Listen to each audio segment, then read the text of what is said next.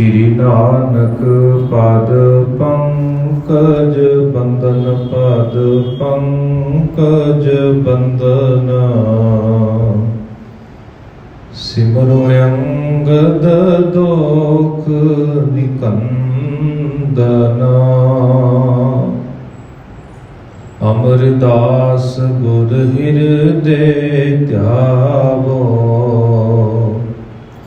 हृदय ध्यावो श्री गुरु रामदास गुण गावो श्री अर्जन विघ्नन के नाशक विघ्नन के नाशक हरि गोविंद शुभ सुमत प्रकाशक श्री हर राय नमो कर जोरी नमो कर जोरी गुर हर कृष्ण मनाए बहोरी तेग बहादुर परम कृपाला जी परम कृपाला श्री गुरु गोबिंद सिंह विसाला तरों तरा पर पुन पुन सीसा पुन पुन सीसा बंदों बार बार जगदीसा जिसमें है अमृत ज्ञान है मानक भगत बैदाग श्री गुरु ग्रंथ साहिब उदद बंदों कर अनुराग एकंकारा सतगुरु तेह प्रसाद सत होए वाहिगुरु जी की फतेह विघ्न विनाशन सोए वाहिगुरु जी की फतेह विघ्न विनाशन सोए सवया कालू गयो तब राय के पास करी अरदास तजीम बखानी जुग जुग अटल साहिब श्री गुरु ग्रंथ साहिब जी महाराज जी की पावन पवित्र हजूरी अंदर जुड़ मिल बैठे अत सत्कार जो सत्संगी जनों दोवें हाथ जोड़ के फतेह प्रवान प्रवाखो जी वाहिगुरु जी का खालसा वाहिगुरु जी की फतेह। सतगुरां जी की अपार कृपा के सदका जिथे असीं रोजाना अपनी रोज़मर्रा की जिंदगी दे विचों कुछ समा कढ के सतगुरां जी की पावन हजूरी के अंदर रल मिल बैठ के सतगुरां जी की अमृतमई बाणी का रस पिंडा कीर्तन सरवण करते हाँ उस दे नाल नाल धन गुरु नानक साहिब जी महाराज जी के जीवन के बाबत जो लड़ीवार इतिहासक कथा विचारां चल रही ने उन्हां विचारां नूं सरवण करन का भी यतन करते हाँ। सतगुरु जी की कृपा सदका कल के दीवाना तो असी श्री गुरु नानक प्रकाश दे विचों पूर्वराध अध्याय 21वें का प्रसंग आरंभ किया सी जिस दे विच असी इत्थों तक विचार सरवण कर चुके हाँ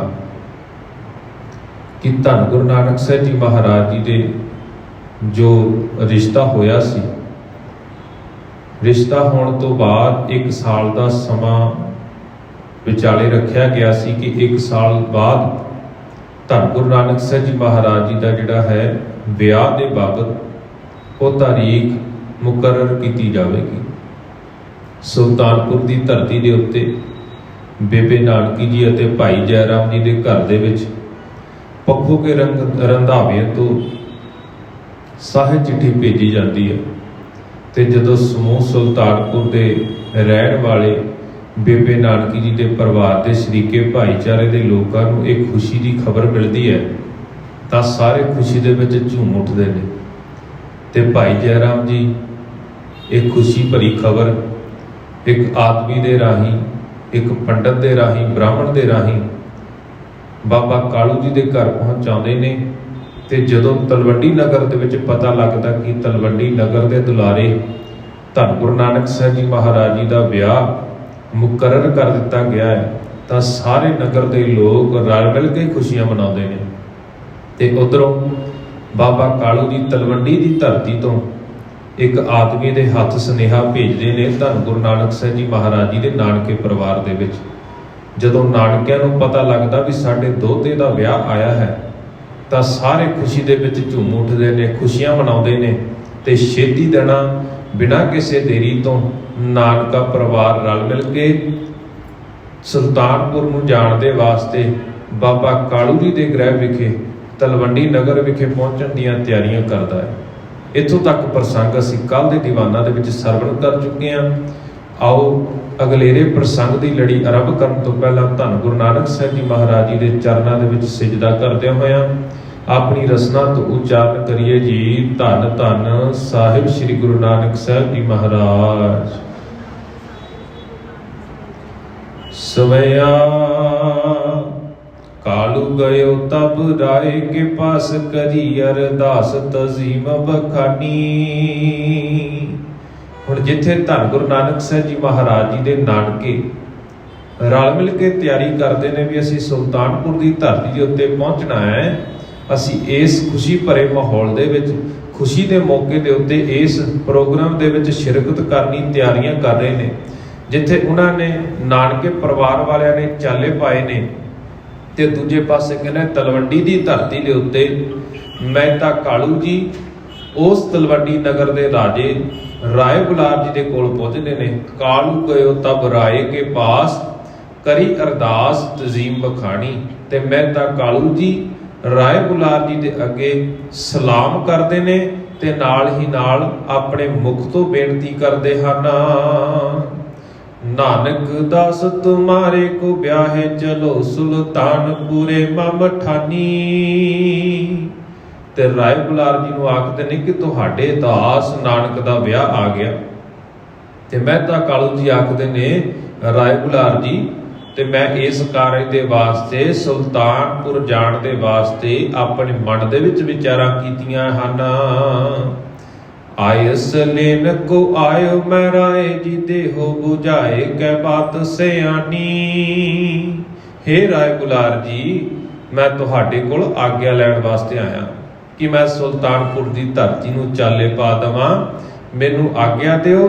ਤੇ ਨਾਲ ਹੀ ਨਾਲ ਕੋਈ ਗਿਆਨ ਵਾਲੀ, ਕੋਈ ਸਿਆਣੀ ਗੱਲ ਵੀ ਸਮਝਾਉਣਾ ਕਰੋ। ਰੋਸ ਮੈਂ ਰਾਏ ਪਇਓ ਸੁਨ ਕੈ ਮਤ ਕਾਲੂ ਰਹੀ ਤੁਝ ਨੀਤ ਅਜਾਨੀ। ਜਦੋਂ ਰਾਏ ਬੁਲਾਰ ਜੀ ਨੂੰ ਮਹਿਤਾ ਕਾਲੂ ਜੀ ਸਲਾਮ ਕਰਦੇ ਨੇ ਨਾ ਤੇ ਆਖਦੇ ਨੇ ਕਿ ਤੁਹਾਡੇ ਦਾਸ ਦਾ ਵਿਆਹ ਆ ਗਿਆ।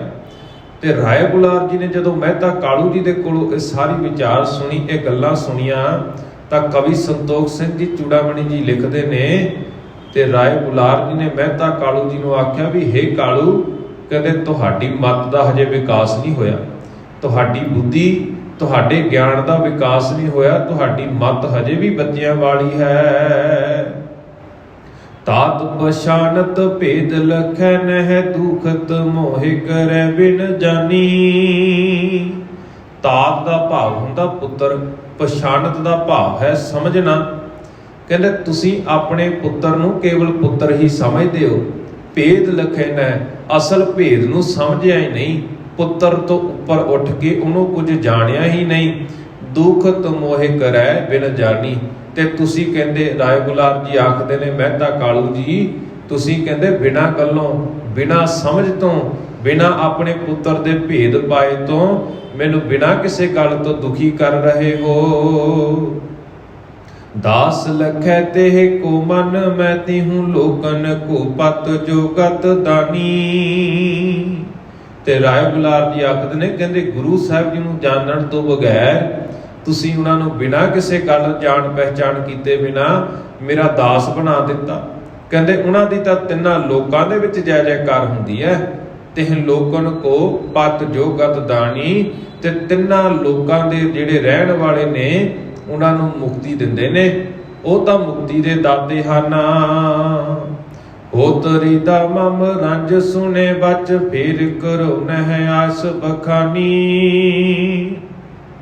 ਰਾਏ ਬੁਲਾਰ ਜੀ ਆਖਦੇ ਨੇ, ਕਹਿੰਦੇ ਇਹ ਸਾਰਾ ਕੁਝ ਸੁਣ ਕੇ ਨਾ ਤੁਹਾਡੇ ਮੂੰਹੋਂ ਮੇਰੇ ਮਨ ਦੇ ਵਿੱਚ ਬਹੁਤ ਗੁੱਸਾ ਹੈ ਤੁਹਾਡੇ ਪ੍ਰਤੀ। ਇਹ ਜੋ ਕੁਝ ਵੀ ਤੁਸੀਂ ਆਖਦੇ ਹੋ ਨਾ, ਇਹਦੇ ਨਾਲ ਮੇਰੇ ਹਿਰਦੇ ਨੂੰ ਬਹੁਤ ਦੁੱਖ ਪੁੱਜਦਾ ਹੈ। ਕਹਿੰਦੇ ਇਸ ਲਈ ਦੁਬਾਰਾ ਇਹੋ ਜਿਹੇ ਬਚਨ ਫਿਰ ਮੁੜ ਕੇ ਨਾ ਕਰਿਓ। ਤੋਹੇ ਰਹਿਓ ਸਮਝਾਏ ਸਬੈ ਵਿਦ, ਏਕ ਕੀ ਬਾਤ ਨਹੀਂ ਮਨ ਮਾਨੀ। ਰਾਏ ਬੁਲਾਰ ਜੀ ਨੇ ਪਹਿਲਾਂ ਵੀ ਮਹਿਤਾ ਕਾਲੂ ਜੀ ਨੂੰ ਬੜੀ ਵਾਰ ਸਮਝਾਉਣਾ ਕੀਤਾ ਸੀ ਵੀ ਆਪਣੇ ਪੁੱਤਰ ਨੂੰ ਕੇਵਲ ਪੁੱਤਰ ਕਰਕੇ ਨਾ ਸਮਝਿਓ। ਉਹਨਾਂ ਦੀ ਤਾਂ ਤਿੰਨਾਂ ਲੋਕਾਂ ਦੇ ਵਿੱਚ ਜੈ ਜੈਕਾਰ ਹੁੰਦੀ ਹੈ। ਉਹ ਤਾਂ ਅਕਾਲ ਪੁਰਖ ਦਾ ਰੂਪ ਨੇ। ਆਪ ਧਰਤੀ ਦੇ ਉੱਤੇ ਅਕਾਲ ਪੁਰਖ ਇਹਨਾਂ ਦੇ ਰੂਪ ਦੇ ਵਿੱਚ ਪ੍ਰਗਟ ਹੋਇਆ ਹੈ। ਤੇ ਮਹਿਤਾ ਕਾਲੂ ਜੀ ਨੂੰ ਸਮਝਾਉਂਦੇ ਹੋਏ ਆਖਦੇ ਨੇ, ਕਹਿੰਦੇ ਬੜੀ ਵਾਰ ਤੁਹਾਨੂੰ ਸਮਝਾਉਣ ਦਾ ਯਤਨ ਕੀਤਾ, ਪਰ ਬਾਰ-ਬਾਰ ਸਮਝਾਉਣ ਦੇ ਬਾਵਜੂਦ ਵੀ ਕਹਿੰਦੇ ਤੁਸੀਂ ਮੇਰੀ ਇੱਕ ਵੀ ਗੱਲ ਨੂੰ ਆਪਣੇ ਪੱਲੇ ਨਹੀਂ ਬੰਨਿਆ। ਕਾਲੂ ਬਖਾਨਤ ਰਾਏ ਸੁਨੋ, ਤੁਮੈ ਈਸ਼ਰ ਕੇ ਸਮਝਾਨਤ ਹੋ। ਮਹਿਤਾ ਕਾਲੂ ਜੀ ਕਹਿਣ ਲੱਗੇ, ਹੇ ਰਾਏ ਬੁਲਾਰ ਜੀ, ਕਹਿੰਦੇ ਮੈਂ ਤਾਂ ਤੁਹਾਨੂੰ ਈਸ਼ਵਰ ਦੇ ਸਮਾਨ ਸਮਝਦਾ, ਮੈਂ ਤਾਂ ਤੁਹਾਨੂੰ ਆਪਣਾ ਰੱਬ ਸਮਝਦਾ, ਮੈਂ ਤਾਂ ਤੁਹਾਨੂੰ ਆਪਣਾ ਪ੍ਰਭੂ ਸਮਝਦਾ ਹਾਂ। ਬੈਸ ਬੜੀ ਪੁਰ ਕੇ ਪਤ ਰਾਬਰ, ਆਦਰ ਮਾਨ ਪਛਾਨਤੇ ਹੋ। ਬੈਸ ਦਾ ਭਾਵ ਹੁੰਦਾ ਉਮਰ। ਕਹਿੰਦੇ ਤੁਹਾਡੀ ਉਮਰ ਵੀ ਵੱਡੀ ਹੈ। ਪੁਰਕੇ ਪਤ ਰਾਬਰ, ਪੁਰਕੇ ਦਾ ਭਾਵ ਹੈ ਤਲਵੰਡੀ ਨਗਰ ਦੇ, ਰਾਬਰ ਦਾ ਭਾਵ ਹੈ ਰਾਜੇ। ਕਹਿੰਦੇ ਤੁਸੀਂ ਇਸ ਪੁਰੀ ਦੇ, ਇਸ ਤਲਵੰਡੀ ਨਗਰ ਦੇ ਰਾਜੇ ਹੋ, ਤੁਹਾਡੀ ਉਮਰ ਵੀ ਵੱਡੀ ਹੈ, ਆਦਰ ਮਾਣ ਪਛਾਣਤੇ ਹੋ। ਕਹਿੰਦੇ ਇਸ ਲਈ ਮੈਨੂੰ ਪਤਾ ਹੈ ਰਾਏ ਬੁਲਾਰ ਜੀ, ਤੁਹਾਨੂੰ ਕਿੰਨਾ ਆਦਰ ਸਤਿਕਾਰ ਦੇਣਾ, ਕਿੰਨਾ ਤੁਹਾਡਾ ਮਾਣ ਸਨਮਾਨ ਕਰਨਾ ਹੈ, ਇਹ ਮੈਂ ਚੰਗੀ ਤਰ੍ਹਾਂ ਜਾਣਦਾ ਹਾਂ। ਆਦਰ ਔਰਨ ਬਾਤਨ ਕੋ ਸੁਨ, ਕਾਲੂ ਮਹੀਨਤ ਮਾਨਤੇ ਹੋ। ਤੇ ਫਿਰ ਹੁਣ ਰਾਏ ਬੁਲਾਰ ਜੀ ਮਹਿਤਾ ਕਾਲੂ ਜੀ ਨੂੰ ਆਖਦੇ ਨੇ ਕਿ ਹੇ ਕਾਲੂ ਜੀ, ਕਹਿੰਦੇ ਮੈਂ ਹੋਰਾਂ ਗੱਲਾਂ ਦੇ ਵਾਸਤੇ ਆਦਰ ਮਾਣ ਪ੍ਰਾਪਤ ਕਰਦਾ ਚੰਗਾ ਨਹੀਂ ਲੱਗਦਾ।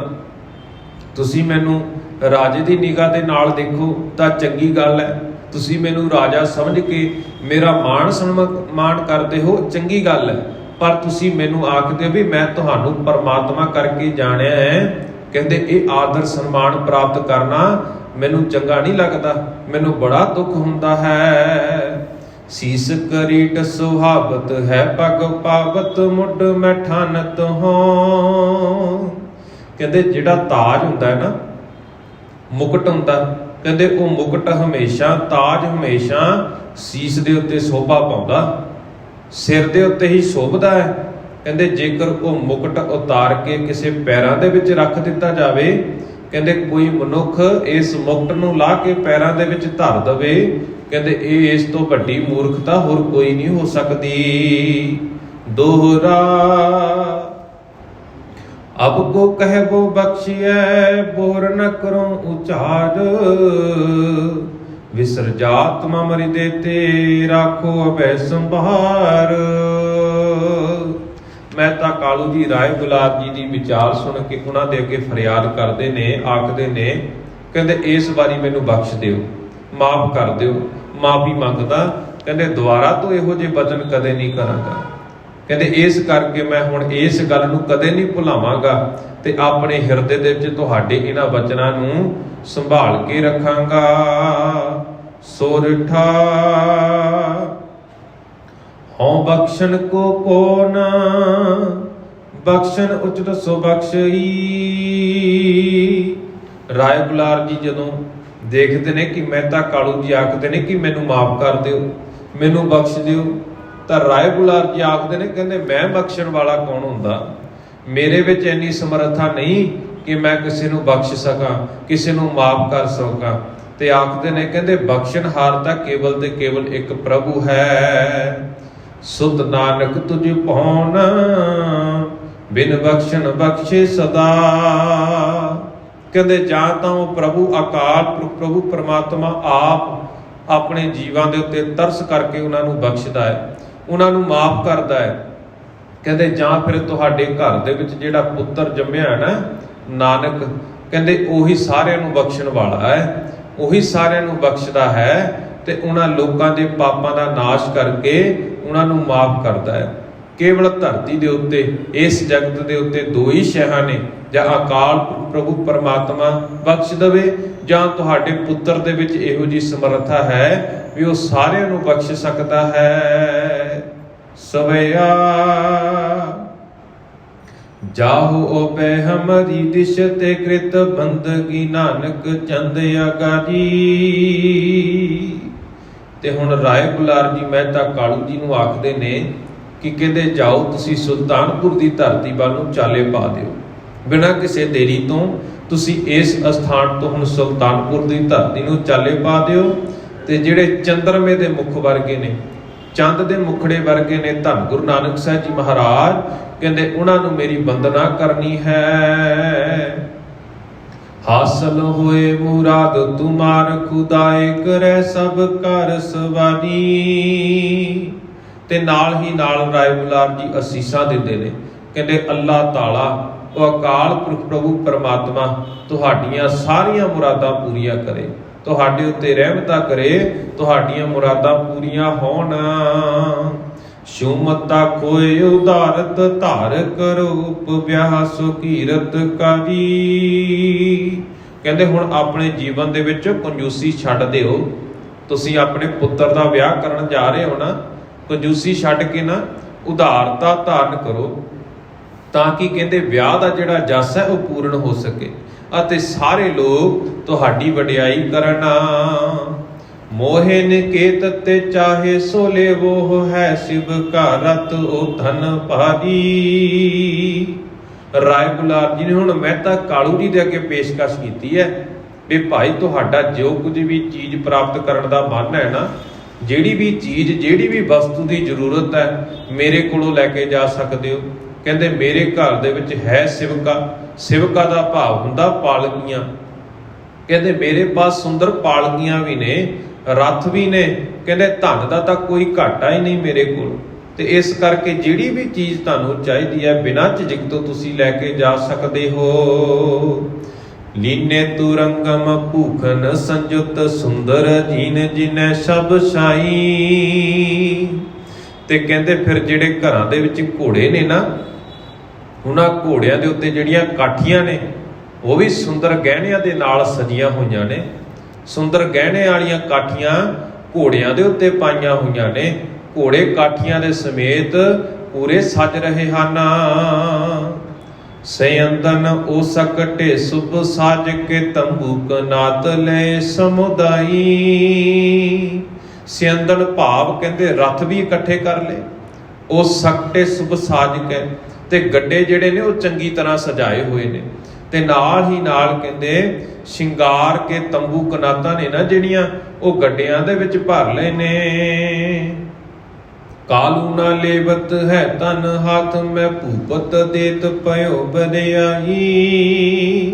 ਹੁਣ ਰਾਏ ਬੁਲਾਰ ਜੀ ਨੇ ਆਪਣੇ ਪਾਸੋਂ ਮਹਿਤਾ ਕਾਲੂ ਜੀ ਨੂੰ ਕੁਝ ਧਨ ਦੇਣਾ ਚਾਹਿਆ, ਕੁਝ ਨਕਦ ਰਾਸ਼ੀ ਦੇਣੀ ਚਾਹੀ, ਪਰ ਮਹਿਤਾ ਕਾਲੂ ਜੀ ਉਹ ਮਨਾ ਕਰ ਰਹੇ ਨੇ।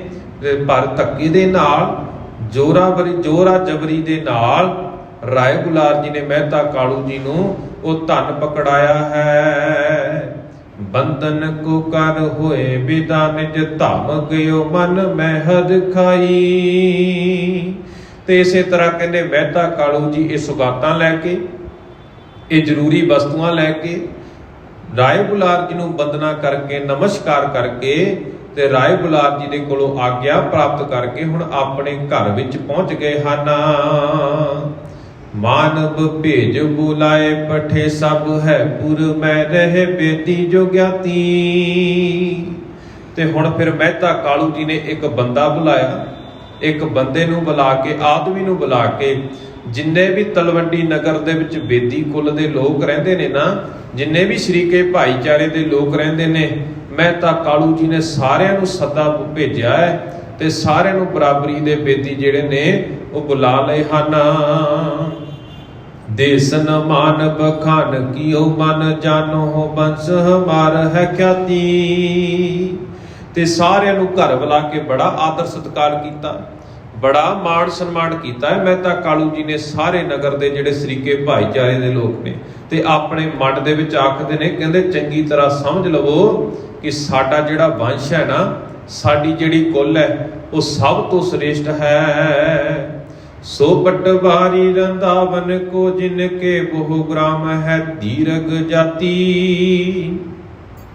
ਤੇ ਕਿਹੜੇ ਜਿੰਦੇ ਪੱਖੋਂ ਕੇ ਰੰਧਾਵੇ ਨੇ ਨਾ, ਜਿਹੜੇ ਰੰਧਾਵਿਆਂ ਦੇ ਵੱਲੋਂ ਸਾਡੇ ਪੁੱਤਰ ਨੂੰ ਰਿਸ਼ਤਾ ਆਇਆ ਹੈ, ਕਹਿੰਦੇ ਉਹ ਰੰਧਾਵਿਆਂ ਦੇ ਜਿਹੜੇ ਪਟਵਾਰੀ ਨੇ ਉਹ ਵੀ, ਉਹਨਾਂ ਦਾ ਵੀ ਕਹਿੰਦੇ ਪਰਿਵਾਰ ਬਹੁਤ ਵਿਸ਼ਾਲ ਹੈ, ਵੱਡਾ ਸ਼ਰੀਕਾ ਭਾਈਚਾਰਾ ਹੈ ਉਹਨਾਂ ਦਾ ਵੀ।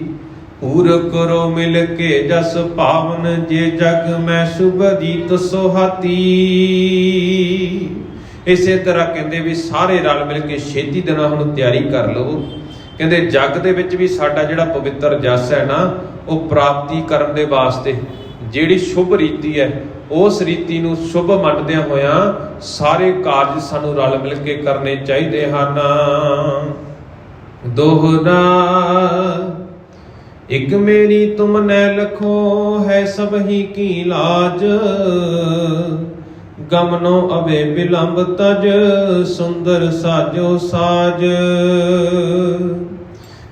ਤੇ ਇਸੇ ਤਰ੍ਹਾਂ ਮਹਿਤਾ ਕਾਲੂ ਜੀ ਆਪਣੇ ਸ਼ਰੀਕੇ ਭਾਈਚਾਰੇ ਦੇ ਸਾਰੇ ਬਰਾਦਰੀ ਦੇ ਲੋਕਾਂ ਨੂੰ ਆਖਦੇ ਨੇ, ਪਰਿਵਾਰ ਦੇ ਜੀਆਂ ਨੂੰ ਆਖਦੇ ਨੇ, ਕਹਿੰਦੇ ਮੇਰੀ ਤੁਸਾਂ ਨੇ ਬਹੁਤ ਲਾਜ ਰੱਖੀ ਹੈ, ਸਾਰਿਆਂ ਨੇ ਮੇਰੀ ਲਾਜ ਰੱਖ ਲਈ ਹੈ।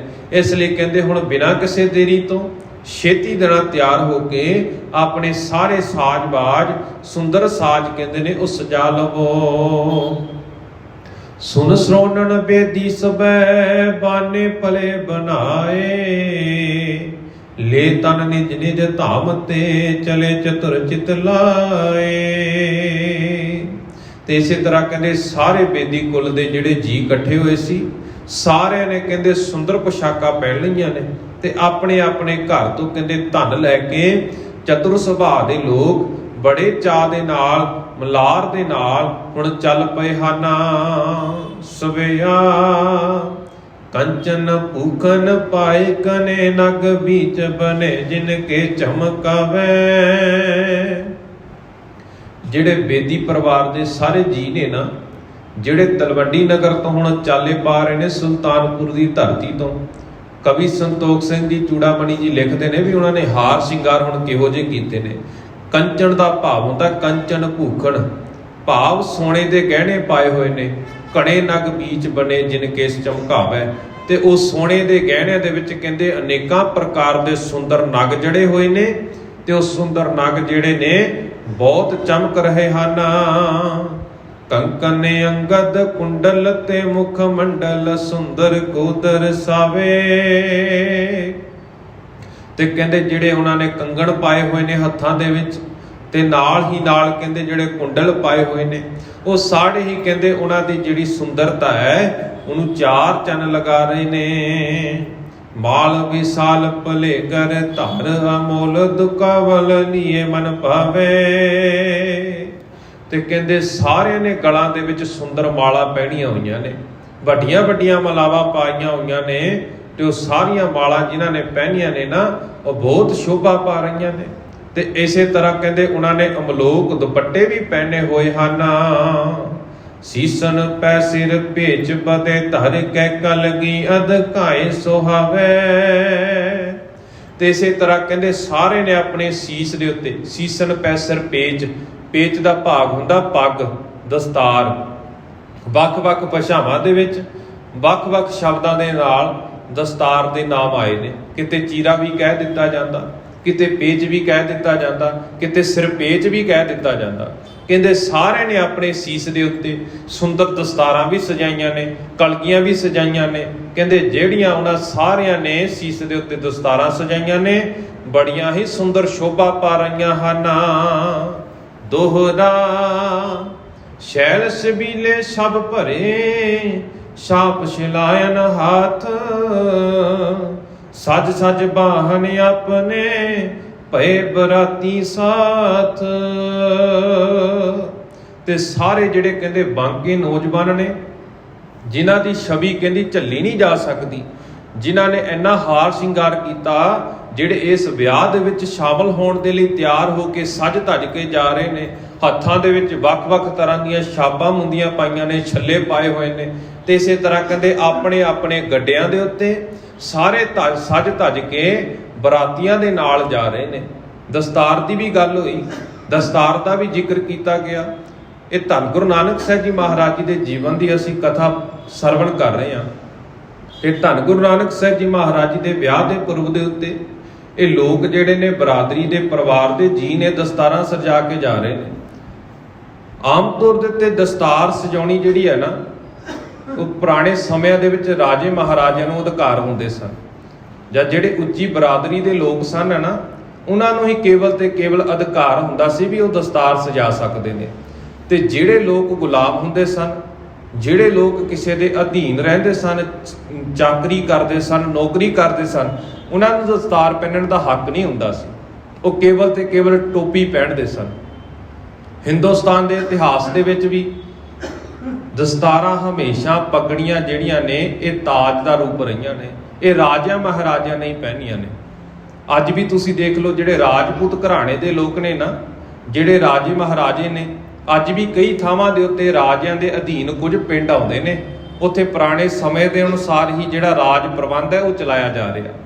ਤੇ ਇਸੇ ਤਰ੍ਹਾਂ ਧੰਨ ਗੁਰੂ ਗੋਬਿੰਦ ਸਿੰਘ ਜੀ ਮਹਾਰਾਜ ਜੀ ਦੇ ਸਮੇਂ ਦੀ ਜੇਕਰ ਗੱਲ ਕਰ ਲਈਏ ਤਾਂ ਸਾਨੂੰ ਪਾਤਸ਼ਾਹ ਜੀ ਨੇ ਹੁਕਮ ਕਰ ਦਿੱਤਾ ਵੀ ਸਿੱਖ ਲਈ ਦਸਤਾਰ ਸਜਾਣੀ ਬਹੁਤ ਜ਼ਰੂਰੀ ਹੈ। ਜਿੱਥੇ ਰਾਜੇ ਮਹਾਰਾਜੇ ਹੀ ਕੇਵਲ ਦਸਤਾਰ ਸਜਾਉਂਦੇ ਸਨ, ਪਾਤਸ਼ਾਹ ਜੀ ਨੇ ਸਾਨੂੰ ਪਹਿਰਾਵਾ ਹੀ ਇਹੋ ਜਿਹਾ ਬਖਸ਼ ਦਿੱਤਾ ਵੀ ਹਰੇਕ ਸਿੱਖ ਆਪਣੇ ਆਪ ਦੇ ਵਿੱਚ ਰਾਜੇ ਮਹਾਰਾਜੇ ਤੋਂ ਕਿਤੇ ਘੱਟ ਨਹੀਂ ਹੈ। ਇਹ ਕਿਰਪਾਨ ਧਾਰਨ ਕਰਨੀ, ਸ੍ਰੀ ਸਾਹਿਬ ਪਾਉਂਦੇ ਹਾਂ ਅਸੀਂ, ਇਹ ਵੀ ਰਾਜੇ ਮਹਾਰਾਜੇ ਹੀ ਪਹਿਨਦੇ ਸਨ ਪੁਰਾਣੇ ਸਮਿਆਂ ਦੇ ਵਿੱਚ। ਪਰ ਪਾਤਸ਼ਾਹ ਜੀ ਨੇ ਇਹ ਸਾਡੇ ਸਰੀਰ ਦਾ ਅੰਗ ਹੀ ਬਣਾ ਕੇ ਸਾਨੂੰ ਪੇਸ਼ ਕਰ ਦਿੱਤਾ ਕਿ ਹਰੇਕ ਸਿੱਖ ਲਈ ਇਹ ਗੱਲਾਂ ਜ਼ਰੂਰੀ ਨੇ ਤੇ ਹਰੇਕ ਸਿੱਖ ਨੇ ਇਹ ਚੀਜ਼ਾਂ ਧਾਰਨ ਕਰਨੀਆਂ ਨੇ। ਸਾਨੂੰ ਪਾਤਸ਼ਾਹ ਜੀ ਨੇ ਬਾਦਸ਼ਾਹ ਬਣਾਇਆ ਹੈ। ਤੇ ਇਸੇ ਤਰ੍ਹਾਂ ਕਹਿੰਦੇ ਜਿਹੜੇ ਸਾਰੇ ਨੌਜਵਾਨ ਨੇ ਨਾਲ ਜਾਣ ਲਈ ਤਿਆਰ ਹੋਏ ਨੇ, ਸਾਰੇ ਨੇ ਤਿਆਰੀਆਂ ਪੂਰੀਆਂ ਖਿੱਚ ਲਈਆਂ ਨੇ। ਸਾਰੇ ਹੁਣ ਬਰਾਤੀਆਂ ਦੇ ਨਾਲ ਸੱਜ ਧੱਜ ਕੇ ਤਲਵੰਡੀ ਨਗਰ ਤੋਂ ਚਾਲੇ ਪਾ ਕੇ ਸੁਲਤਾਨਪੁਰ ਦੀ ਧਰਤੀ ਵੱਲ ਨੂੰ ਜਾ ਰਹੇ ਹਨ। ਕਬਿਤ ਸਿਯੰਦਨ ਤੁਰੰਗ ਮਸਕਟ ਪੈ ਰੂੜੇ ਕੇ ਉਜਰੀ ਸੰਗ ਜਲੇ ਰਾਜ ਆਰਨ ਉਸ਼ਾਰਹੀ। ਇਸੇ ਤਰ੍ਹਾਂ ਕਹਿੰਦੇ ਰੱਥਾਂ ਦੇ ਉੱਤੇ, ਘੋੜਿਆਂ ਦੇ ਉੱਤੇ, ਗੱਡਿਆਂ ਦੇ ਉੱਤੇ ਕਹਿੰਦੇ ਅਨੇਕਾਂ ਤਰ੍ਹਾਂ ਦੇ ਹਾਰ ਸ਼ਿੰਗਾਰ ਕੀਤੇ ਨੇ। ਇਹ ਸਾਰੇ ਜਿਹੜੇ ਸਾਧਨ ਨੇ ਇਹ ਵੀ ਸ਼ਿੰਗਾਰੇ ਹੋਏ ਨੇ। ਤੇ ਇਸੇ ਤਰ੍ਹਾਂ ਸਾਰੇ ਸ਼ਿੰਗਾਰੇ ਹੋਏ ਸਾਧਨ, ਗੱਡੇ, ਘੋੜੇ, ਰੱਥ, ਇਹ ਸਾਰੇ ਹੀ ਕਹਿੰਦੇ ਸ਼ੋਭ ਰਹੇ ਹਨ। ਬਾਰ ਬਧੂ ਬ੍ਰਿੰਦ ਸੰਗ ਗਮਣੀ ਉਮੰਗ ਮਨ ਅੰਗਣ ਸ਼ਿੰਗਾਰ ਕੈ ਨੰਗ ਮਨ ਟਰਹੀ। ਜਿਹੜੀਆਂ ਨਾਲ ਬੇਦੀ ਕੁਲ ਦੀਆਂ ਇਸਤਰੀਆਂ ਤਿਆਰ ਹੋ ਕੇ ਜਾ ਰਹੀਆਂ ਨੇ, ਕਹਿੰਦੇ ਉਹਨਾਂ ਨੇ ਵੀ ਅਨੇਕਾਂ ਤਰ੍ਹਾਂ ਦੇ ਹਾਰ ਸ਼ਿੰਗਾਰ ਕੀਤੇ ਹੋਏ ਨੇ। ਉਹ ਵੀ ਪੂਰੀਆਂ ਸੁੰਦਰ ਪਹਿਰਾਵੇ ਪਹਿਨ ਕੇ, ਸੁੰਦਰ ਸ਼ਿੰਗਾਰ ਕਰਕੇ ਤਿਆਰ ਹੋ ਕੇ ਜਾ ਰਹੀਆਂ ਨੇ। ਤੇ ਸਾਰੇ ਹੀ ਮਨ ਦੇ ਵਿੱਚ ਬਹੁਤ ਉਤਸ਼ਾਹ ਕਰ ਰਹੇ ਹਨ। ਬਾਤ ਬਜਾਨ ਹਰ ਭੂਤਕ ਕਰਨ ਹਰ ਭਾਰ ਕੇ ਉਚਾਰਨ ਹਾਰ ਤਿਆਰ ਅਪਾਰਹੀ। ਇਸੇ ਤਰ੍ਹਾਂ ਕਹਿੰਦੇ ਅਨੇਕਾਂ ਤਰ੍ਹਾਂ ਦੇ ਬਾਜੇ ਵਜਾਏ ਜਾ ਰਹੇ ਨੇ। ਤੇ ਇਸੇ ਤਰ੍ਹਾਂ ਤਮਾਸ਼ਾ ਕਰਨ ਵਾਲੇ ਜਾਂ ਕਰਤੱਵ ਦਿਖਾਉਣ ਵਾਲੇ ਨਾਲ ਨਾਲ ਉਹਨਾਂ ਦੇ ਅੱਗੇ ਕਰਤੱਵ ਕਰਦੇ ਜਾ ਰਹੇ ਨੇ। ਤੇ ਇਸੇ ਤਰ੍ਹਾਂ ਅਨੇਕਾਂ ਤਰ੍ਹਾਂ ਦੇ ਨਾਲ ਉਹ ਬਰਾਤ ਦੇ ਰੂਪ ਦੇ ਵਿੱਚ, ਇੱਕ ਸਮੂਹ ਦੇ ਰੂਪ ਦੇ ਵਿੱਚ ਤਲਵੰਡੀ ਨਗਰ ਤੋਂ ਸਾਰਿਆਂ ਨੇ ਚਾਲੇ ਪਾਏ ਹਨ। ਧਰੇ ਹੈ ਤੁਖਾਰ ਪਰ ਧੀਰ ਗਦਮਾਵੇ ਮੋਹ ਸਾਜੇ ਸ਼ੁਭ ਰਾਜ ਪੰਜ ਟੰਕ ਇੱਕ ਬਾਰਹੀ। ਕਈ ਪ੍ਰਕਾਰ ਦੇ ਜਿਹੜੇ ਲੋਕ ਨਾਲ ਜਾ ਰਹੇ ਨੇ। ਜਿਹੜੇ ਭਾਰ ਚੁੱਕਣ ਵਾਲੇ ਨੇ, ਉਹਨਾਂ ਨੇ ਆਪਣੇ ਸਿਰਾਂ ਦੇ ਉੱਤੇ ਭਾਰ ਚੁੱਕਿਆ ਹੋਇਆ, ਤੇ ਨਾਲ ਹੀ ਨਾਲ ਉਹਨਾਂ ਨੇ ਕਹਿੰਦੇ ਆਖਦੇ ਨੇ ਵੀ ਨਾਲ ਊਂਠਾਂ ਦਾ ਸਮੂਹ ਵੀ ਉੱਥੋਂ ਤੁਰਿਆ ਹੋਇਆ ਹੈ। ਊਂਠਾਂ ਦੇ ਉੱਤੇ ਵੀ ਕਹਿੰਦੇ ਵੱਡੇ ਵੱਡੇ ਨਗਾਰੇ ਰੱਖੇ ਹੋਏ ਨੇ। ਤੇ ਇਸੇ ਤਰ੍ਹਾਂ ਕਹਿੰਦੇ ਨਗਾਰੇ, ਦਮਾਮੇ, ਕਈ ਤਰ੍ਹਾਂ ਦੇ ਸਾਜ਼ ਬਾਜੇ ਕਹਿੰਦੇ ਇੱਕ ਸਾਰ ਇਕੱਠੇ ਹੀ ਵੱਜਦੇ ਨੇ। ਬਹੁਤ ਸੋਹਣਾ ਜਿਹੜਾ ਹੈ ਉਹ ਦ੍ਰਿਸ਼ ਪੇਸ਼ ਕੀਤਾ ਹੈ। दोहरा। बेद्यन की पर सुंदरी मधुर मधुर सुर गाए, सरसत हरखत उर विखै मुरी बरात चढ़ाए। जिन्नियां भी कहते बेदी कुल ਦੀਆਂ ਇਸਤਰੀਆਂ ਨਾਲ ਜਾਣ ਲਈ ਤਿਆਰ ਨੇ ਨਾ, ਸਾਰੇ ਹੀ ਆਪਣੇ ਸੁੰਦਰ ਕੰਠ ਦੇ ਵਿੱਚੋਂ ਸੁੰਦਰ ਸੁੰਦਰ ਖੁਸ਼ੀ ਦੇ ਗੀਤ ਗਾ ਰਹੀਆਂ ਨੇ। ਤੇ ਇਸੇ ਤਰ੍ਹਾਂ ਕਹਿੰਦੇ ਹਿਰਦੇ ਦੇ ਵਿੱਚ ਸਾਰਿਆਂ ਦੇ ਹਿਰਦਿਆਂ ਦੇ ਵਿੱਚ ਬੜਾ ਖੇੜਾ ਹੈ ਤੇ ਬਰਾਤ ਨੂੰ ਬੜਾ ਚਾਅ ਚੜਿਆ ਹੋਇਆ ਹੈ ਤੇ ਬਰਾਤ ਨੂੰ ਚੜਾ ਕੇ ਖੁਸ਼ ਹੋ ਰਹੀਆਂ ਨੇ। ਸਾਰੇ ਹੀ ਰਲ ਮਿਲ ਕੇ ਹੁਣ ਤਲਵੰਡੀ ਨਗਰ ਤੋਂ ਸੁਲਤਾਨਪੁਰ ਦੀ ਧਰਤੀ ਵੱਲ ਨੂੰ ਚਾਲੇ ਪਾ ਰਹੇ ਨੇ। ਇੱਥੋਂ ਤੱਕ ਦਾ ਪ੍ਰਸੰਗ ਅਸੀਂ ਅੱਜ ਦੇ ਦੀਵਾਨਾਂ ਦੇ ਵਿੱਚ ਸਰਵਣ ਕਰ ਚੁੱਕੇ ਹਾਂ। ਰਹਿੰਦੀਆਂ ਵਿਚਾਰਾਂ ਅਸੀਂ ਕੱਲ ਦੇ ਦੀਵਾਨਾਂ ਦੇ ਵਿੱਚ ਸਰਵਣ ਕਰਾਂਗੇ। ਵਿਚਾਰਾਂ ਕਰਦਿਆਂ ਭੁੱਲਾਂ ਚੁੱਕਾ ਹੋ ਜਾਣੀਆਂ ਸੁਭਾਵਿਕ ਨੇ। ਗੁਰੂ ਅਤੇ ਗੁਰੂ ਦੀ ਸੰਗਤ ਬਖਸ਼ਣਯੋਗ ਹੈ। ਬਖਸ਼ਦਿਆਂ ਹੋਇਆ ਫਤਿਹ ਪ੍ਰਵਾਨ ਕਰੋ। ਆਖੋ ਜੀ ਵਾਹਿਗੁਰੂ ਜੀ ਕਾ ਖਾਲਸਾ, ਵਾਹਿਗੁਰੂ ਜੀ ਕੀ ਫਤਿਹ।